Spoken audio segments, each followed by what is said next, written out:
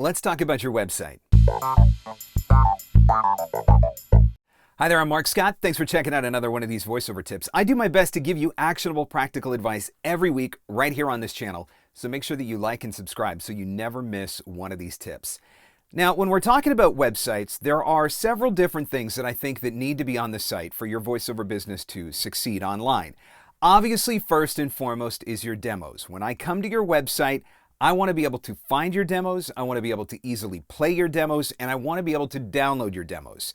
If I can't do all of those things easily, you've probably already lost me, which means don't make me go searching for your demos, don't make me jump through hoops, make sure that you've got a player that is compatible across any kind of device and browser. Make it really easy for me to get access to your demos. But apart from the demos, what is the second most important part of your website? I would say that it is my ability to contact you.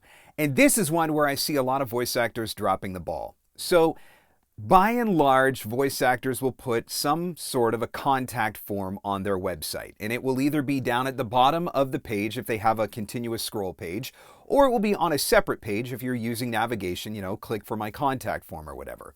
Now, the contact form in and of itself isn't so bad, but there are a couple of things that I want you to take into consideration when it comes to your contact form. First and foremost, have you ever tried to fill out your own contact form using a mobile device? Because if you haven't, you may be missing out on an opportunity here. I can't tell you how many times I've come across contact forms on voice actor websites that are really difficult to fill out on a mobile device.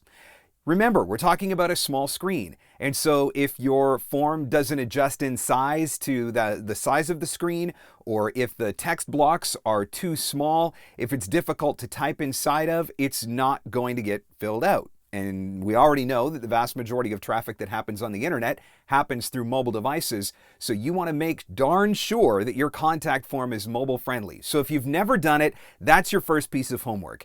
Go to your website when this video is over, punch it up on your phone, and double check your contact form to see whether or not it's really, really easy to fill out. And be objective about this.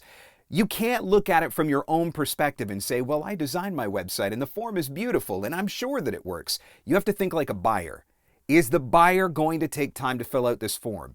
Is it easy for the buyer to fill out this form? And if the answer is no, then it's time to implement another form of contact. Now, that brings me to the second point, which is you should always have another form of contact. So for me, if I'm going to a website and I want to contact somebody, if I'm on my phone, I actually don't want to fart around with filling out a form on a mobile device. And so I want to be able to just click your email address. If I can click your email address, it will open up my email software and I can send you an email just like that. That's what I want to be able to do every single time. And I think that's what a lot of people want to be able to do every single time. It's just easier, particularly on a phone. So, does your website have a clickable email address on it?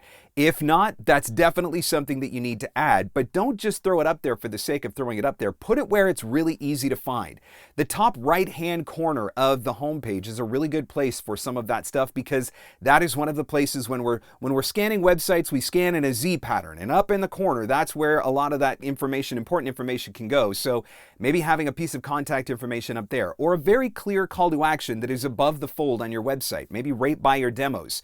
Clicking that call to action takes me straight to a contact page where I can either fill out the form or I can click the email address. So make sure that there is a clickable email address somewhere on your page. And one of the places that I would definitely put it is right with the form if you're going to have people try to fill out a form.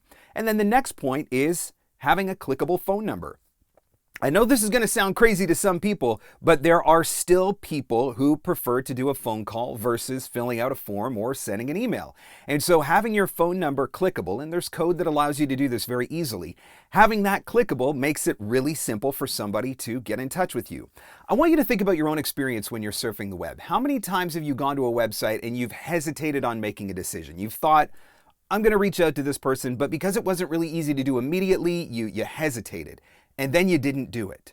So we want to remove those barriers. If I'm looking through your website and I decide that I like your demos, I want to be able to one click, send you an email. One click, make a phone call. So I would suggest having the ability to do that on your website. Make sure that the form is mobile friendly. Check it on your device to confirm. and I'm talking on a phone, not just a tablet, make sure that you have a clickable email address so that if somebody does want to do that, instead of filling out the form, it's there and it's really obvious and really easy to find. And adding a clickable phone number can be another really solid option as well. You want to make sure that if buyers want to get in touch with you, it's really easy to do. Otherwise, they might move on to somebody else.